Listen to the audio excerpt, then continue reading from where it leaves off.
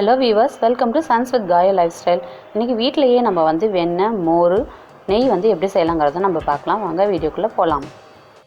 டெய்லியுமே எங்கள் வீட்டில் வந்து ஒரு 1.5 லிட்டர் அளவுக்கு பசும்பால் வாங்குவோம். இந்த பசும்பால் வந்து என்ன பண்ணுவோம், வந்து மீடியம் டு ஹை ஃப்ளேமில் வந்து நல்லா காய்ச்சி பொங்கினதுக்கப்புறமேட்டுக்கு எங்களுக்கு வேணுங்கிற அளவுக்கு காஃபி போட்டதுக்கப்புறமா மீதி இருக்க பாலை ஒரு 5 மினிட்ஸ் வந்து அப்படியே சிம்மில் போட்டு அப்படியே விட்டுருவோம்.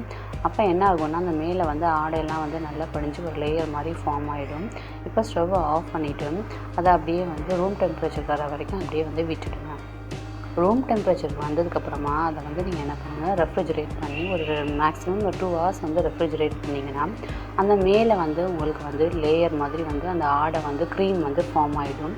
இந்த ஃபார்ம் ஆன க்ரீமை வந்து என்ன பண்ணுங்கள், ஒரு டிஃபன் பாக்ஸில் வந்து நீங்கள் என்ன பண்ணிக்கோங்க, டெய்லியுமே வந்து ரெகுலராக வந்து நீங்கள் அதை வந்து எடுத்து ஃப்ரீசரில் வந்து ஒரு ஸ்டோர் பண்ணி வச்சுக்கோங்க.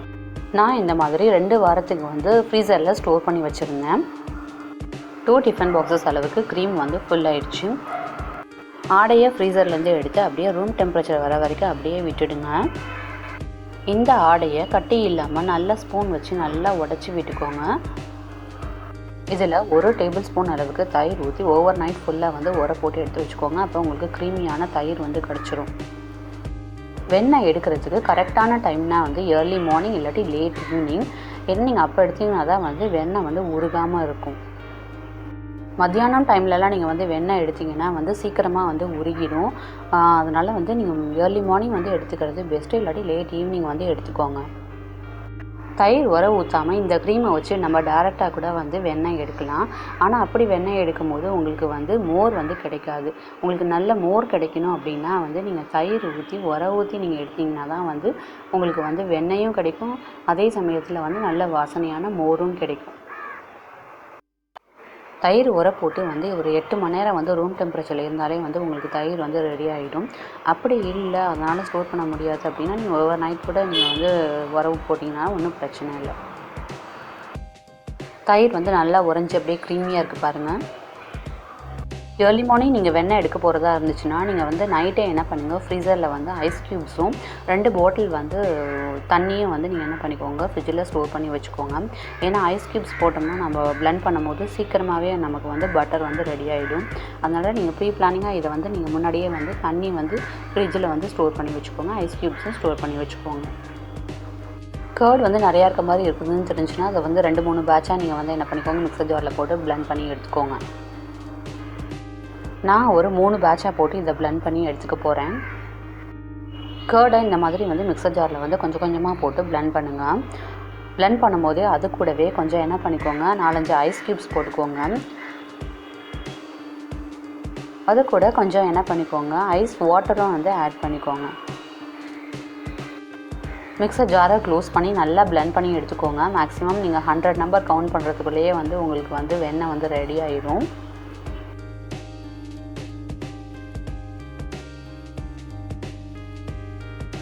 இடையில அப்போதைக்கு மிக்சர் ஜாரை ஓப்பன் பண்ணி பார்த்துட்டு நீங்கள் வந்து பிளெண்ட் பண்ணுங்கள்.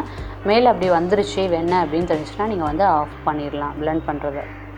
இப்போ மிக்சர் ஜாரை பாருங்கள், மேலேயே வந்து வெண்ணெய் வந்து எப்படி வந்து மேலே வந்து நிற்கிதுன்னு பாருங்கள். ஒரு கரண்டி வச்சு நம்ம எடுக்கும் போதே தெரியும், வெண்ணெய் எல்லாம் வந்து மேலே வந்து அப்படியே ஸ்டே பண்ணி நிற்கும். இந்த வெண்ணெய் எல்லாத்தையும் எடுத்து போடுறதுக்கு ஒரு பவுலில் தண்ணி எடுத்து வச்சுக்கோங்க. இப்போது இந்த வெண்ணெயை நல்லா கையாலேயே வந்து திரட்டி இந்த மாதிரி உருண்டையாக எடுத்து வச்சுக்கோங்க. எடுத்து அதை வந்து நம்ம பாத்திரத்தில் தண்ணி எடுத்து வச்சுருக்கோம் இல்லையா, அந்த பாத்திரத்தில் வந்து போட்டுக்கோங்க. ஏன்னா இதில் வந்து பட்டர் மில்க் நிறையா இருக்கும். அந்த பட்டர் மில்கெல்லாம் இல்லாமல் வாஷ் பண்ணுறதுக்கு வந்து அந்த தண்ணியில் போட்டு வச்சுக்கோங்க.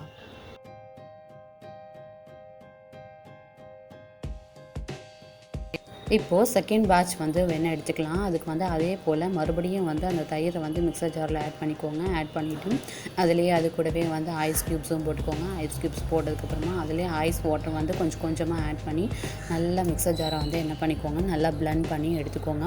மேக்ஸிமம் ஒரு 100 நம்பர் கவுண்ட் பண்ணாலே உங்களுக்கு வந்து வெண்ணெய் வந்து வந்துடும். மீன் டைம் நீங்கள் இடையில என்ன பண்ணிக்கோங்க, மிக்சர் ஜாரை வந்து ஓப்பன் பண்ணி பார்த்துக்கோங்க. அப்படியே சப்போஸ் மேலே வந்து உங்களுக்கு வெண்ணெய் வந்துருச்சு அப்படின்னு தெரிஞ்சிச்சுன்னா அவ்வளோதான், நீங்கள் ஆஃப் பண்ணிடலாம். மறுபடியும் அதே போல் கையால் நீங்கள் வந்து அந்த வெண்ணெய் எல்லாத்தையும் வந்து திரட்டி அந்த பவுலில் வந்து போட்டு வச்சுக்கோங்க. வெண்ணெய் எடுத்ததுக்கப்புறமா மீதி இருக்குது பார்த்தீங்களா, அதுதான் வந்து மோர். அதை நீங்கள் வந்து ஒரு கண்டெய்னரில் வந்து ஸ்டோர் பண்ணி வச்சுக்கோங்க. இந்த வெண்ணெயை வந்து ஒரு 2-3 தடவை தண்ணி மாற்றி மாற்றி ஊற்றி நீங்கள் வந்து என்ன பண்ணிக்கணும், நல்லா வந்து மோர் இல்லாமல் அலசி எடுத்துக்கணும்.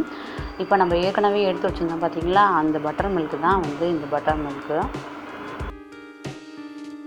2 வாரம் பாலாடை எடுத்து வச்சதுக்கு எவ்வளோ வெண்ணெய் கிடச்சிருக்கு பாருங்கள். இந்த மாதிரி என்ன பண்ணுங்கள், அலசி எடுத்து வச்சுக்கோங்க.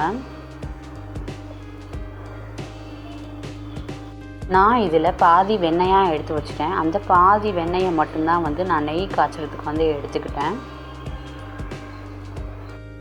பசும் பாலில் எடுத்த மோர் ரொம்பவே சூப்பராக இருந்துச்சு. நெய் காய்ச்சறதுக்கு இந்த மாதிரி கனமான எண்ணெய் சட்டியாக எடுத்துக்கோங்க. நெய் காய்ச்சிற வரைக்குமே வந்து ஃப்ளேம் வந்து மீடியம் ஃப்ளேம்லேயே இருக்கட்டும். இனிஷியல் ஸ்டேஜில் வந்து லோ ஃப்ளேமில் வச்சுக்கோங்க. இந்த பட்டர் உருகிற வரைக்கும் லோ ஃப்ளேமில் வச்சுட்டு அதுக்கப்புறமா கொஞ்சம் மீடியம் ஃப்ளேமில் வச்சுக்கோங்க. பாத்திரம் ஏன் பெருசாக இருக்கணும்னா, நம்ம வெண்ணெய் போட்டதுக்கப்புறமா அது கொஞ்சம் பொங்கி வரும். பொங்கி வரும்போது இந்த மாதிரி கைவிடாமல் நல்லா கலந்து விட்டுட்டே இருக்கணும் நீங்கள். அப்போ தான் வந்து பொங்காமல் இருக்கும்.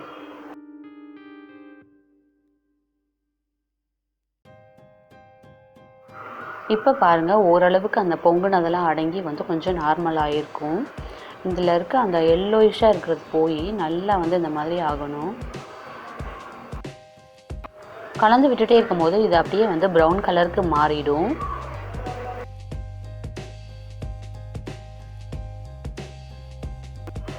நெய் வந்து இப்போ ஆல்மோஸ்ட் வந்து உங்களுக்கு ரெடி ஆயிடுச்சு. இந்த டைமில் நீங்கள் என்ன பண்ணிக்கோங்க, 2 கல்லுப்பு, கொஞ்சம் ஜீரகம், கொஞ்சம் கருவேப்பிலை போட்டுக்கோங்க.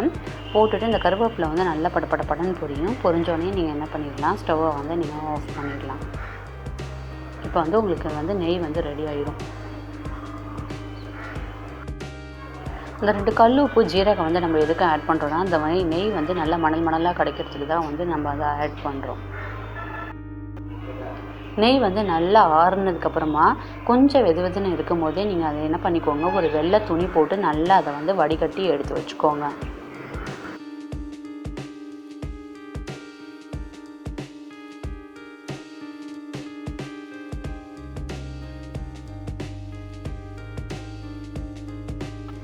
நெய் வந்து நல்லா வடிகட்டி நான் எடுத்துட்டேன். இந்த பாருங்கள், இந்த கிண்ணம் ஃபுல்லாக எனக்கு வந்து நெய் கிடச்சிச்சு.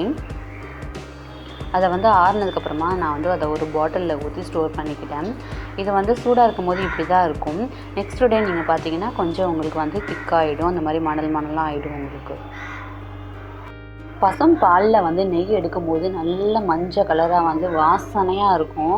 நெய் காய்ச்சும் போதே அந்த வீடே வந்து நெய் வாசனையாக இருக்கும் உங்களுக்கு. வீட்டிலையே எவ்வளோ அருமையாக வந்து நெய், வெண்ணெய், மோர் இதெல்லாமே வந்து எடுத்துருக்கோம் பார்த்தீங்களா. இது மாதிரி நீங்களும் உங்கள் வீட்டில் வந்து என்ன பண்ணுங்கள், அந்த மாதிரி பாலோட ஏடை வந்து வேஸ்ட் பண்ணாமல் அதை நீங்கள் ஸ்டோர் பண்ணி வச்சு நீங்களும் உங்கள் வீட்டில் வந்து எல்லோரும் ட்ரை பண்ணி பாருங்கள்.